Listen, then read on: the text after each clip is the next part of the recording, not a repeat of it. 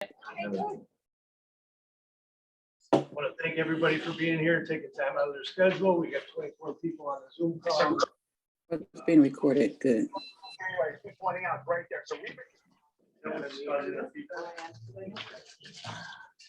So I'll see you later. for those who are present, has everybody signed the disclosure agreement?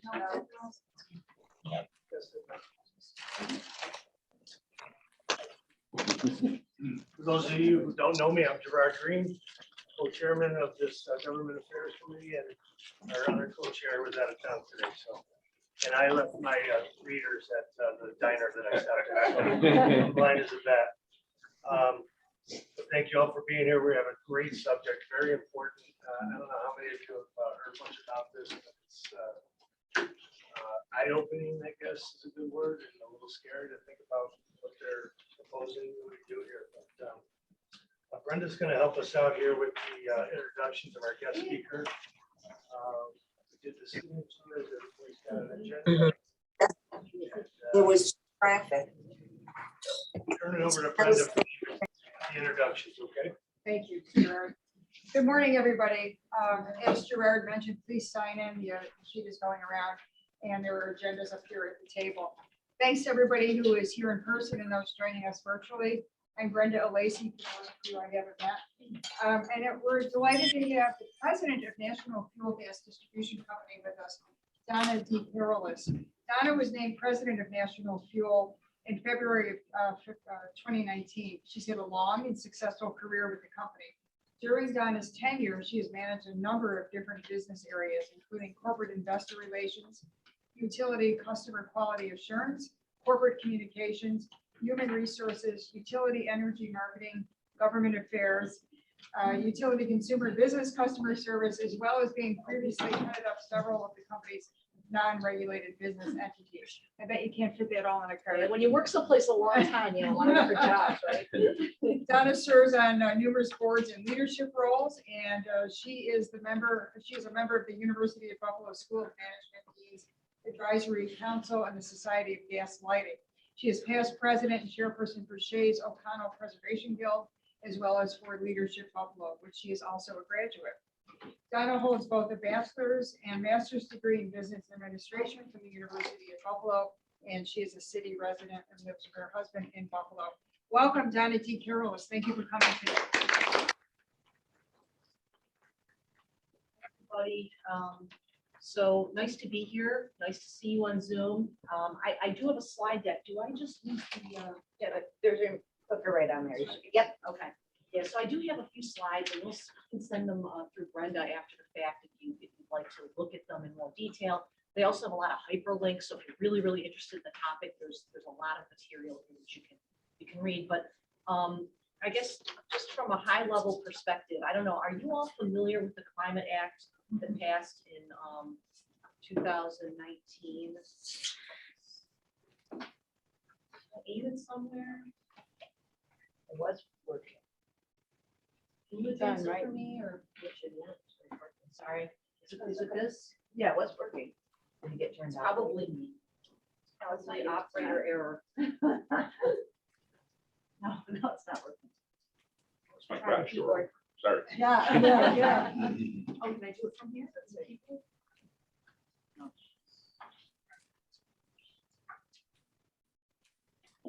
Without slides, which is also no problem. Yeah, that's okay. But while they see if we can get the slides working, high level 2019, the Climate Act was passed. It has, and it's interesting because it started off as a proposal by the governor to reduce emissions from the power generation sector. So it was all focused on power generation.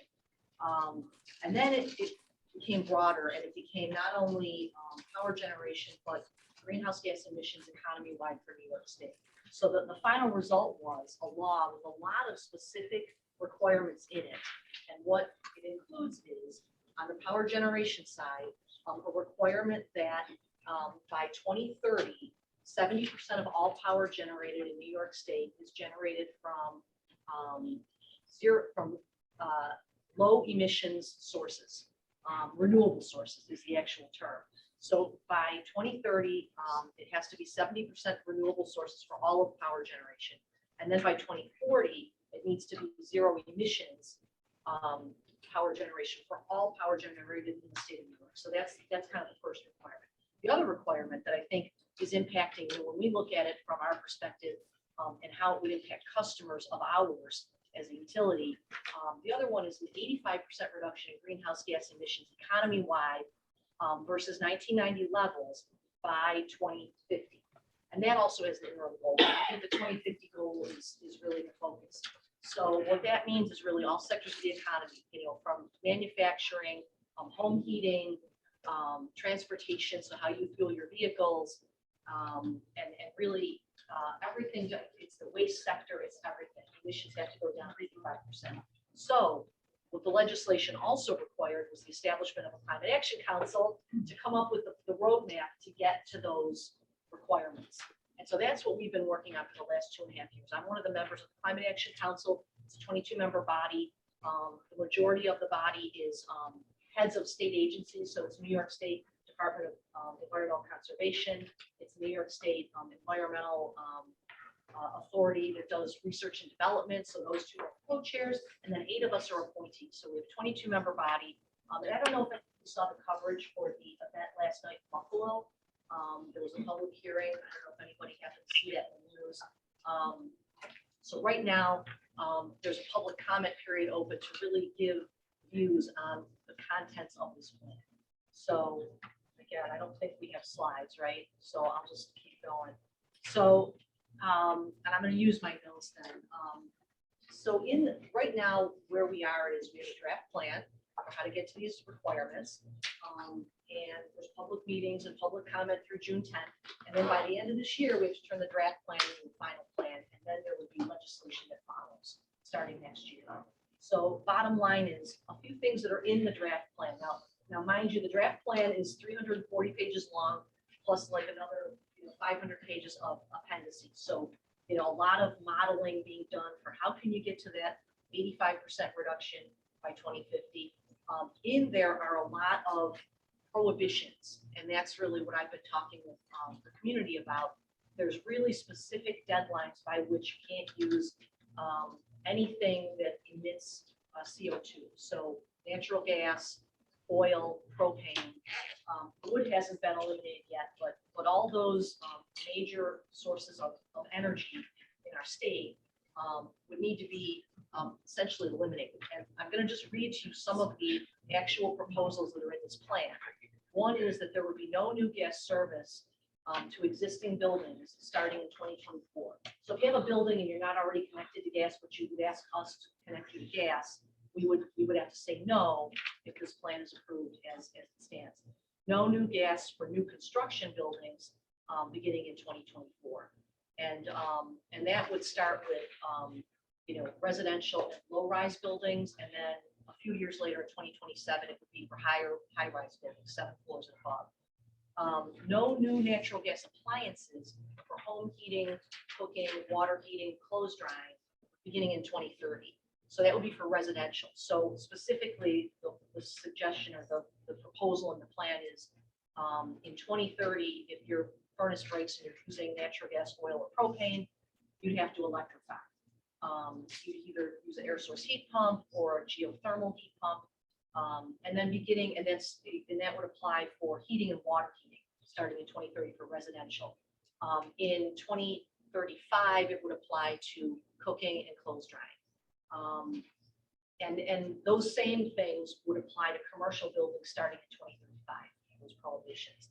And then no gasoline automobiles beginning in 2035. So that's another, now that's actually already a law that was enacted in September. So, but the plan is also reiterating that. So I think our worry is, there's really prescriptive mandated electrification at these dates. And we don't believe that the grid is going to be built out effectively to be able to accommodate that added load. So, the other thing that's in the plan, there's a whole chapter on gas system. Of course, I'm a gas utility. And I guess I should also say, again, 22-member council came up with this draft plan. again, there's time to comment, so it's not too late. You can comment. And on the council, there's really only two of us that are energy people. So it's really, it's concerning because there's lots of things here that are going to really completely transform New York's energy complex. And there's really just a couple of us. And I'm a gas only utility. I'm working with all the other utilities in New York State, and we have a very cohesive group that is providing comments that says we need a reasonable approach. We need to use both systems, the electric system and the gas system. Yes, we know we need to reduce emissions.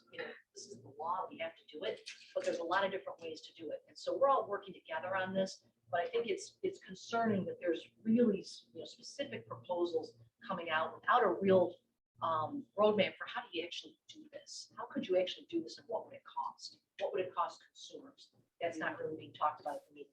So the other thing in the plan that there's really a discussion that you should either decommission the gas system, you should downsize the gas system, again, without really a substitute already in place. So again, that's a worrisome thing from our perspective. Another thing, and again, I'll send you these slides, but reliability is key. So from my perspective, being on this council, everything that I represent, I talk about, we need to think about the consumer.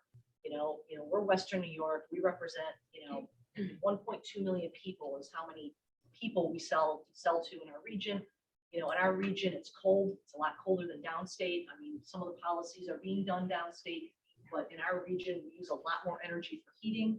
And what's interesting is, and we worked with National Grid on this. They gave us an estimate of what would it take to electrify Western New York. We electrified everything. And keep in mind, about 90% of our homes use natural gas for heat. On a cold winter day, when you look at how much energy is being delivered to a home, about 94% of that energy is going through our system to people's homes. That's including all energy being used on a cold day. So on cold days, natural gas really does a lot of the hard work. So how do you have a future with reliability when you take away natural gas? That's kind of what we're worried about. We think reliability is key. And so again, an affordable transition and one where we assure that we don't have less reliability for energy delivery than we have today. That's kind of what I'm bringing to the discussion. But when you look at reliability, again, I have a few points. I'm going to just kind of go through them with you. One is they have modeling. It's sort of like a lot of modeling experts that are coming up with scenarios for how do you get to these reductions. And even the experts are saying, the modeling experts, that by 2040, we won't have enough dispatchable power because, right now with swings on a cold day, renewables in January, because we looked at this for our coldest days of January, about 5% of the power coming from the grid came from renewables. So between now and 2030, we have to get that to 70%. So it's a big leap. And so the technical folks even show that there's a gap of 25 gigawatts, 15 to 25 gigawatts of kind of missing dispatchable resources that would be available in 2040. This is using the projection of more than a doubling of electricity demand if people have to electrify homes and vehicles. And so again, there's going to have to be a tremendous amount of renewable siting. And then the New York ISO, which is the independent system operator for New York, they're responsible for reliability, for grid reliability. They're saying, and they just issued a report at the end of December, and they're not on the council either. We're trying, I'm trying to make sure they get in the room because we need to hear from the experts. But they're saying that they see reliability margins for power generation thinning as soon as 2023. So just there's a lot here. And we're worried about a transition that would increase consumer costs and could possibly decrease reliability. So, a couple more things, and again, I'll send these to you. There really hasn't been a full assessment of affordability. What would a transition to electrify a home cost to consumer? Now, certainly there's going to be state programs to help, defray costs, but how would those be funded? How much, who's paying for them? And so the council, again, the council in which I sit, the state's experts came in and gave us a presentation on electrification of homes. And they had lots of data, but the range that they had for Western New York, because they had, our region, and our home type, which is a little bit older, a little bit larger, a little bit less energy efficient perhaps, it would cost $20,000 to $50,000 is what they said. We did our own analysis, using local experts, CJ Brown, to do some average household analysis. They came up with 30 to 50,000. So I mean, again, all in the same ballpark. So significant cost for people. And when you look at Western New York, you just did the math on sort of an average of that range. What would it cost Western New Yorkers? $10 to $25 billion just to convert. Plus, right now, and this is using today's energy prices, electricity is more expensive per equivalent, heated unit of energy. So, even though our gas bills have gone up this winter, commodity prices going up, so have electricity prices. They're still a two to three times differential. So it would also be like annual operating costs of about $650 more per year if you were electrified versus natural gas. We look too at our largest manufacturers. I've been having a lot of conversations with our industrial customers. They're providing comments about the draft plan. And when we look at Western New York manufacturers, and we looked at our 46 largest users, if you electrified their volume of natural gas and converted it to electricity, their bills would go from $1.7 million on average to $5.4 million. So, and then of course, many of them say we can't electrify because there is no way to do our process with electricity. I mean, but everyone agrees we want to lower emissions, and there are ways to do that. This sounds really negative. I will get to the positive part at the end. About we do have a plan. We do have a plan, and we believe that our system is part of the solution. But I will get to that. Here's the last thing I had that's missing from the draft scoping plan is allowing regional solutions for regional differences. And when we look at, and I talked about a few of them already, upstate versus downstate, and not to be like us and them, but again, Western New York, we're 56% colder than downstate. I mentioned the 94% of the energy used on a cold day is natural gas, and 90% of our customers heat with natural gas. Now statewide, it's more like 60%. Okay, so we are different in our region, and we do have older housing stock. And in fact, we have 35% of the housing stock. We had our folks pull the numbers that they could find is more than 80 years old in Western New York. That's what our team found. So again, I live in a city of Buffalo.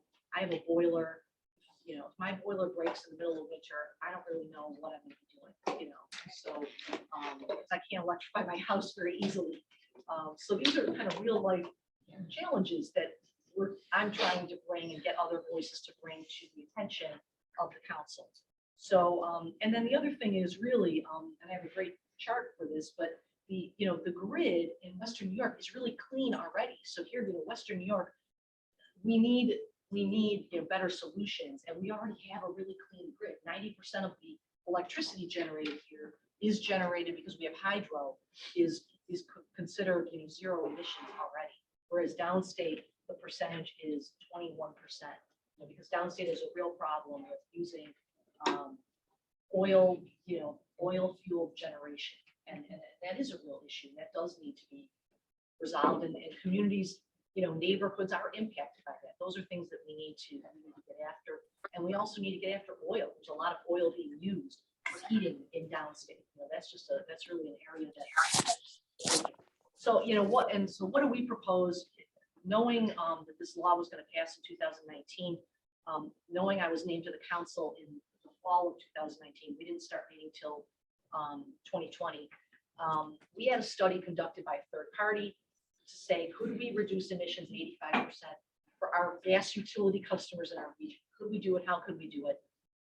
And so we had our own modeling done, our own experts and studies available on our website, and we turned it into, from a technical study to a pathways, we call it, our pathway to a low carbon future, and it really includes all of the above. So if you hear me on any of the media outlets that we've been talking to, we're in favor of all of the above. Interestingly, National Grid is right there with us. They just issued their own roadmap last week, and it's really several pillars. One pillar is energy efficiency. We think that's number one. We think there needs to be more state programs and state funding, and in fact, I think we're going to be proposing a substantial increase to our own energy efficiency program soon, hopefully this summer. So we think that's number one, because whether the buildings are ultimately electrified or they get to use some form of energy that we deliver through our underground system, the emissions need to go down, and they go down when you use less. So if you insulate, you're going to use less and your emissions will go down. And honestly, if you have to electrify, it's going to be completely unaffordable if you live in a house like mine where you don't have enough insulation. It's just going to be completely unaffordable. So that's the first pillar. The second pillar, and we've been talking about this a lot, we're trying to get the council to adopt it as an option. It's sort of in a footnote right now, but we think dual heating is a pathway for the future, and so does National Grid. And National Grid has some experience in Massachusetts where they have a very active electric air source heat pump program. But what they're finding is people don't want to rely only on the heat pump. They keep their gas furnace and they use it as a backup. What we're doing and we're field testing is a hybrid system. They're not connected except that they work together depending on weather. And we want to have smart devices on there. That way, if it's below 30 degrees, it would kick over to the high efficiency gas furnace. If it's above 30 degrees, it would be the air source heat pump, and then you can use the air source heat pump for cooling. Again, it doesn't really work for my house, but it would work for a lot of homes. And that would allow you to avoid rebuilding the entire power grid, which is really what it would take to electrify Western Europe. And I will come back to that because I want to tell you a little bit about that too. So, the dual heating system, and we also think it's just, our system's highly reliable. So if you remember the October surprise, which I think was 2006, we were out of power for 11 days. So then we got a gas generator.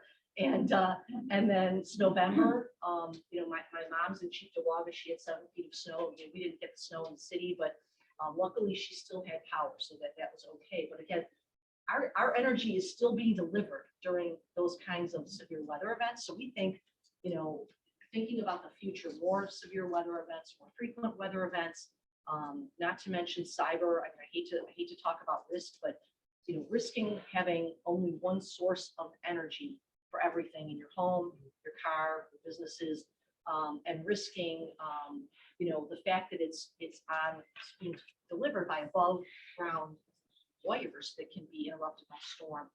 That's something that we think you need a balance. And then the third thing really, which is interesting, renewable natural gas is something that's been around for quite a while. We actually used to have a small business, that's one of the businesses I ran, that took renewable natural gas and delivered it right to manufacturers for them to use for boilers and process. Renewable natural gas can be blended into our existing system and reduce the emissions of the natural gas we're delivering. So, that's a technology that's here today that we can blend in. We need to get regulatory buy-in for that. We don't have that yet, but that's something we think we need to be able to use in the heating sector to reduce emissions, to make it less burdensome than electrifying. And then also green hydrogen is another thing, and we're doing testing. We're part of many national consortiums, as are some of our fellow utilities in New York State, Con Ed, Avangrid, and National Grid, and NYPA, to the New York Power Authority. We're all involved in these consortiums to see how much hydrogen can we blend into our gas delivery systems. Green hydrogen is being viewed as a real resource for an industrial customer that can't electrify. So it's another way to get kind of cleaner energy to them. So these are all things that if you put all those together, and then our delivery system, we have 10,000 miles of natural gas pipeline. We need to make it leakless. So we've been doing that. So reducing emissions from our own delivery system. We're already down 64% versus 1990. And our goal, and we should get there, is 90% reduction by 2050. So that'll beat the state's goal. So if you put all those together, our modeling shows we get 90% emissions reduction by 2050. So we think that's a more sensible approach, a balanced approach. I want to get back to National Grid just for a moment, because again, they share this view. They think you need all of those things, and they do electricity and gas. They do gas downstate. They do electricity, of course, in this region, in the state. And they did the math for us, and they said to electrify everything here, you would need to quadruple the local grid. And the local grid right now is generating power for our region 4 gigawatts. Okay, and you'd need to increase it to 15 gigawatts if you had to electrify everything. So that, what does that mean? Well, 4 gigawatts, to put it in perspective, the Robert Moses hydroelectric plant is about 2.5 gigawatts.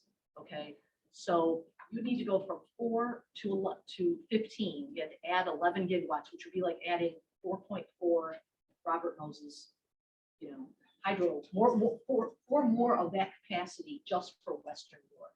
So can we do that? National Grid will say, can we do it? We can build anything. How much money will you give us? How long will it take? Where will you site it? So, I mean, these are challenges that we're looking at right now. I guess back to what can you do, if you're interested in, and I'll send all this to you. We have a kind of a laundry list of what we're saying yes to, and what we're saying we're against relative to this plan. It's all very public. I say it at all the meetings. It's on our website. But we are yes to let's reduce emissions. Let's all do it together. We're a yes to energy efficiency. I talked about that. We think that, and that's part of the scoping plan talks about energy efficiency. But we're yes to this dual heating path for cold climates. And as I said, we're testing these in the field. But we're very much opposed to these bans with prescriptive time deadlines. And then we're yes to getting low carbon and no carbon fuel sources like renewable natural gas and hydrogen blended into natural gas delivery systems. I mean, statewide, I mentioned 10,000 miles that we have. There's 50,000 miles of natural gas delivery systems statewide, us plus all the others. And it's just an asset that we think can be used to meet the state's goals. So that's kind of what we're talking about. And so and then also yes to optimizing the best use of the gas system as it exists today. And people are fundamentally opposed to expanding the gas system, but we have one that's operating, it's safely operating, and it's the emissions from it as we deliver energy are ahead of the schedule that the state is saying we need to be on. So we're saying no to just decommissioning the gas system. There is a way that easy ways to comment. So I was talking to Brenda before. There are 9 public meetings. Last night was number 5. The other public meetings aren't anywhere nearby, so it would be hard. It would be a trip to go in person because 2 more are going to be downstate. One is at Tupper Lake, and they just cited another one in Hudson Valley. But there are 2 virtual ones, so you can, if you're interested in actually making a comment as part of the hearing, you could do it. And I'm going to have to get you those dates. I mean, there's one on May 7th, which is a Saturday. I can't recall the other date, but we'll get you those dates. So if you want to actually give a comment that would be in front of the council, like we did last night, you could do it in virtual meetings, but you can also just do it in written form. And the council leaders are saying that the written comments will be given equal weight to the in-person comments. So please, if you have a view or if you'd like to know more, let us know. And we also have a toolkit, and it's kind of a one-pager. It's generated by us, so it's our view. Others will have different views, and you may have different views, but we're just sharing our views. And we're spending we and our colleagues at National Grid are spending a lot of time on this. And we're excited about the energy transition. We're excited about renewable natural gas. We're excited about green hydrogen, carbon capture and storage. That's a really interesting opportunity too to help meet the state's goals. We just think you need to include all these goals. They've been called ambitious. They're not goals. I keep saying that they're statute. They're required. We have to, it's in the law now that we have to reduce emissions 85% by 2050, and that we have to hit those power generation emissions reduction targets. So, but there's just various ways to get there. And we think you need to use all the tools. So I think that's kind of what I had. So on to 10:35 now. okay. If anybody has any questions, please raise your hand. And if just a reminder, please, if you're on Zoom, please enter your questions in the chat box, and Doreen will convey those to Donna. Donna, when you mentioned about the gigabytes, and you make the analogy with Robert Moses, it really brings it home. Yeah. It makes it so much easier to understand. Good. It's hard to understand. I mean, I'm in the energy business. It's hard to understand. So I'm just curious, who is on the Climate Action Committee and what is their response when, to saying that, look, this is not feasible with the grid being the way that it is right now, like we're showing that we can't do this in this timeline. And could they, pass something that that isn't feasible, and then what happens? Yeah, I know, it's just a great question. I mean, now, this statute was written by those that want to not have natural gas in New York State, seriously. It really, it was, but, you know, so it was very prescriptive as to who's on the council. So the 22 members, 14 are the heads of state agencies. So you have Fair State Development, you have the Housing Authority, you have the Transportation Secretary, you have, you know, the head of Ags and Markets, the head of DEC. So they're all state agency heads, which are, you know, the governor's heads of agencies. And then you had 8 appointees from the legislature and the governor's office. So there's 8 of us. I'm an appointee from the assembly. And so then we have, so we had the assembly minority got 2, the governor's office got 2, and the assembly majority got 4. So my fellow colleagues that aren't state agencies are, there's a Cornell professor, there are environmental justice leaders, there is the academics that are focused on carbon emissions reduction and experts in the science. And then you have the head of the New York Power Authority is another one. You know, and then we do have the head of the Independent Power Producers of New York. So he is a real expert on at least power generation, reliability, and he's a colleague of mine. So I guess the bottom line is when you raise costs, you know, everyone says you can't think about cost. You have to think about the cost benefit, and the societal benefits will exceed the cost, and that's kind of the debate, you know. And then can you get there? Well, you have to get there. So we have to do these things, because if we don't do them, we won't meet the state's requirements. So that's kind of the way the discussion goes. Okay. Will there be more flexibility? I hope so, because I think affordability, I think, you know, to me, the best outcome is the Public Service Commission, the head of the Public Service Commission, I should have mentioned, is also a member. But the Public Service Commission, there could very well end up being a proceeding that tells us as utilities, tell us how you're going to reduce emissions. You know, to me, that's a good outcome, because we'll do that. Right. You know? Yeah. And then we'll come up with those programs. I think the worry is those programs all will cost money. So, you know, they'll have to be approved by the regulator. And, you know, and that's what National Grid also says. They have to quadruple the power rate for this region. We have to go into a rate case, get approval, and then charge everyone for it. So that's what we're facing. That's what I wanted to ask about. We have like one of the oldest infrastructures in the country because we were one of the original electric.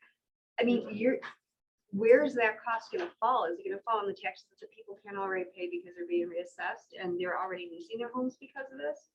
I mean, that's where I'm wondering is what are they going to do about the infrastructure? I mean, if it's only carrying 4 now gigabytes and you're asking it to triple itself, Right. Plus, where's that? who's gonna pay for that? Who's gonna pay for the roads they got to rip up to put the new infrastructure in? And that, And I mean, that's not a cost effective. Jawa is our local head of, he's our regional National Grid person. We've done presentations together. Right. And I didn't bring that slide with me, but this is where they did that analysis to kind of show why we need to include everything and why you don't want to mandate electrification, because and his president, his New York State president has been in Western New York as well. And will say we'd have to rebuild all of Western New York, not just get the power generated, figure out where it comes from. Because we have But we also then have to rebuild the neighborhood infrastructure and wires and the transformers and the, Yeah. I'm not on the power side, so I'm no expert. That's why we were talking again. Have any other states gone as far as That's a we great have question. to enact these kind of laws? Yeah, I think nationally, California would be the closest. But we're ahead of Of course. Okay, as a follow-up to that, If you could wrote any of this be, already, now you're more. could any of this be reversed with a different administration? Anything's possible. I mean, the legislature can change things, for sure. Will they? That's the question. But yes, it can, it's a law, it can be changed. I mean, what I figured is there's going to be laws that would then ban appliances. You try to get a carve out to say you can't do it in cold climate, or you can't do it if it's not affordable. I mean, those are the things we end up doing, like, you know, we'd be on the ground trying to make get our Western New York delegation to agree. And I think they're concerned about affordability. There's no question. Do we have any political representation, any politicians that we know that are realistic and against us? Or is there anyone that we can go to? Because we do have, as a group, Yeah. people that we support and everything I else. think talking to Senator Kennedy would be fantastic. I mean, Kennedy. we've spoken with him many times. I think the view is, well, this is all gonna happen over time, but it's like, it's a law. Voted for it, it's a law, and it's gonna be unaffordable.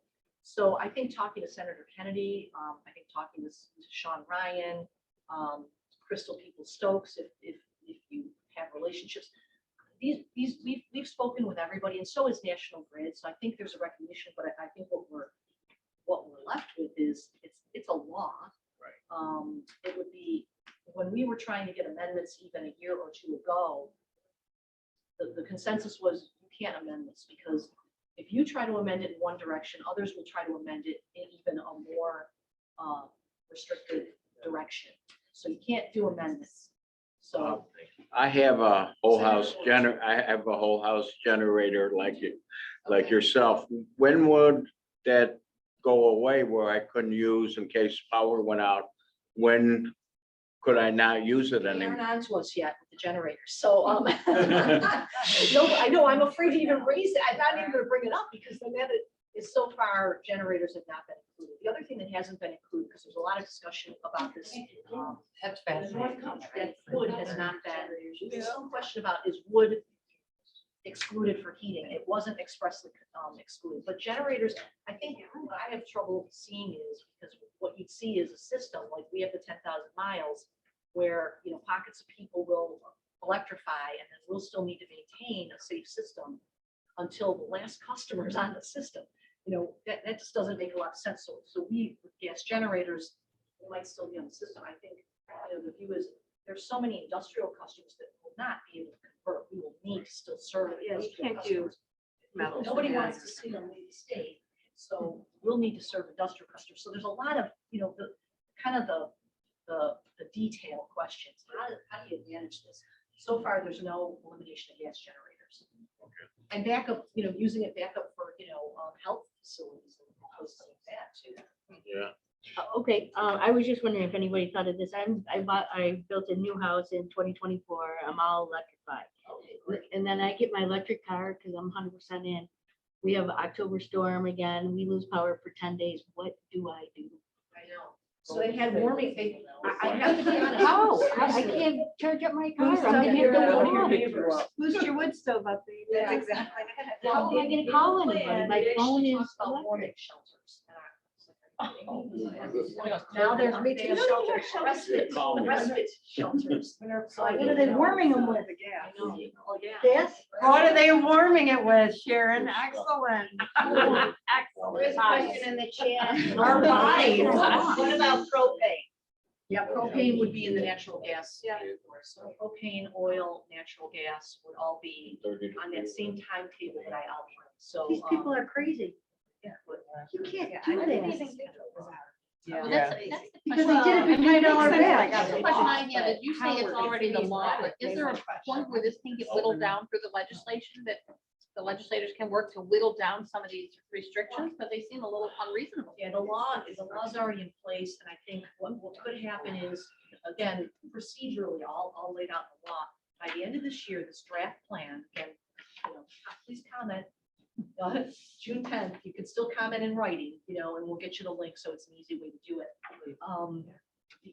So by the end of the year, final scoping plan, and then it goes to the regulation and legislation stage. So then legislature and DEC primarily as the key regulator would need, and the Public Service Commission would need to then take it and start generating either new laws, new regulations, new proceedings to evaluate. And I think that's where if there's pieces of it that are just unreasonable, that's why we need to get that into the plan, because at least then there'd be some sort of a directive to come up with approaches that work to transition. I mean, I don't have a good answer. Because I think these are the same elected officials that passed the law. So I don't think that's just gonna happen on its own. Donna, we have another chat question, I believe. No, I think it was covered, what other states were doing this? I think we covered that as well, California was- California. Yeah, but there's other states that are doing really good work, like Oregon, on a clean heat standard, including renewable natural gas. And that's, But they had a plan set up. They had a goal and a Yes. plan. They didn't just say this is the way it's Right. gonna be. They what's really actually. troubling is, the dates, that are so prescriptive that are going to impact homes and businesses and manufacturers when the reliability isn't yet built in there, please. I mean, we're just 20 people in this room today, and I don't know about anybody else, but I did not know about any of this. Wow, that's what I'm hearing a lot. And because it's mandated, so now there will be fines if it doesn't get changed or modified some way. I mean, the money is gonna be absurd, and when our power goes out, it's not our gas power that goes out, it's our electric power that goes out. And I think we should all address this and let people know what's happening. We're 20 people who probably didn't know about this. And I've been doing as many as I can of these meetings, it's kind of been a full-time job and hardly anybody. It's scary. So that's why I think, I think I'm gonna probably propose they extend the comment period, but again, it is open through June 10th. Every meeting, what we say at the meeting, what those that are chairing this say is that, written comments are equal weight to, let me just. Yes. Do you have any kind of infographic or something that's relatively a little bit simpler Yeah. to go at some of these things that we Yes. could possibly share? You in know our what I different have, because we've been formats? developing materials as we go. I have a really great one that I shared with Buffalo News. So you may have seen the story in yesterday's Buffalo News. I have a one pager that I will send to you, Brenda. And it just sort of hits all these highlights. It's our perspective. You understand that. So you know that we are the gas company, but the data in it too includes the issue. But if you're talking a plan or something that shows National Fuel as well as National Grid, make it look like you're together on the same page. Yes. Right now, what I saw in the news, I saw the article in the Buffalo News yesterday, but what I saw on the television was, here's the other person's point, here's this person's point, and they give the radical people that are there with their signs and the whole thing, they're all behind this, and this 5-second blurb from the other person saying, I don't see how this can happen, it's too costly. Well, they didn't give, there's no definition of what you're trying to talk about. You need to get into the media. and It's a complex subject. Right, very complex subject. So, What are your plans to get into the media and do stories? yeah, I mean, we've been to the Buffalo News. They're one thing, but I'm talking television media. I mean, we had all the media outlets yesterday with a press conference with Senator Ort. Senator Ort would be the one that very much is, he's very concerned about this, but again, he voted against it. He debated it, the bill back in 2019. So, I didn't even get to see how the coverage was. So it sounds like the coverage wasn't very balanced. No. He did a lot yesterday on both sides, on our side. So I just wanted, so your blend, your hydrogen blend, that kind of meets the emissions though, that they're asking for before 2030, right? yeah, and so the blend that we have would go, and the same with National Grid, they're a very similar study. The hydrogen blending, it would take it up to about 20%. So and that would happen over time. It's still expensive. So again, that's a thing that's going to impact costs. There's just So no- people wouldn't have to upgrade their No, heating we would systems. They take it, and wouldn't that's have to kind of the upgrade studying that's being done right now. We're not the ones, Right, leading it, but we're part of a consortium to see how far can you bring it up without impacting or requiring a change in an appliance for safety. Interestingly, we're doing one at Leafield Gardens right now, not right now, but we're going to be doing one. There's the agreement in place. We're going to do it in September, where they're going to blend green hydrogen into their boiler, and we can study how that impacts its performance and its emissions. And so this is work that all of us are doing in the utility industry to try to see how can we, meet these kinds of concerns, which we all share. We want a clean environment. So, yeah. If you're on the, just a quick comment, if you're on the fringe of crazy and if you watch an awful lot of YouTube and the doomsdayer stuff, they're already talking, and it's been for a while, about how vulnerable we would be if somebody wanted to, from outside of the United States, come in and infiltrate somehow, like with a bug and all this other kind of nonsense. our electrical grids, if we're not set up for an alternative natural power that we already have access to, we are out for years, years, plural. That's exactly right. You hate to talk about that because it sounds like you're trying to scare. Right, no, I understand, yeah, but, You don't want everything coming through one delivery source, Yeah. and one Yeah. form of energy. You want a couple of We options. voted on it. I was just wondering, and maybe this could be for Brenda, is there any way we could formulate a call to action? I think that's a great idea, Paula. I will definitely.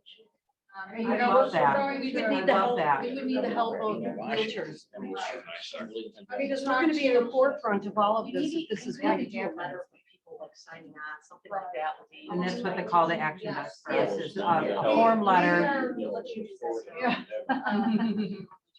I mean, it's critical. I think. Absolutely, and I've been in touch with Mike Kelly, down, you know, Mike, of course, is Yes. the government affairs director for NISA, New York State Yes, Association of yes, Realtors. yes. They are all over this issue. Yeah. He knew that we were bringing I Donna in haven't seen this his morning, comments that, I don't know if they filed comments yet. I don't have not think seen so. it. but, Mike will be in Washington next week with us, and then we'll see him in Albany the following week. Yes. So we'll definitely be talking about Yeah. this. Oh, good. And I'll look into the call for action protocol. There's another chat Yeah, there's question. one in the chat. Will you need to convert to sell your home? And whose responsibility of the seller or the buyer to close? Yeah, that's a great question. Who knows that answer now? Well, if it's a no, it would be the seller. I'm on a sunny beach by that time.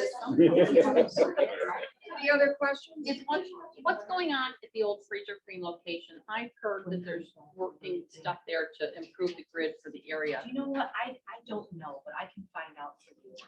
Because the only reason I had it through a rumor, a person who works for one of the power companies, they have been working nonstop at the former freezer clean site. And the rumor was the stadium's gonna go downtown, that's why they're doing this. The stadium isn't going downtown, and this is still going on there, and what's the plan? I mean, are they planning on some type of another grid or something that they're building there at Freezer Queen? I can get that answer through, to you, Brenda. So nice to meet you. Please tell Mike that I said I hi will. too. Yeah, I just talked to him this morning, Margaret Fisher. Margaret Fisher. Yeah. All right. Okay, if nobody has any other questions, can we? Brett, did you finish? No, I'm good, thank you.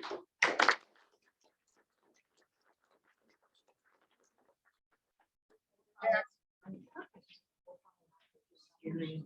Mm-hmm. Scary.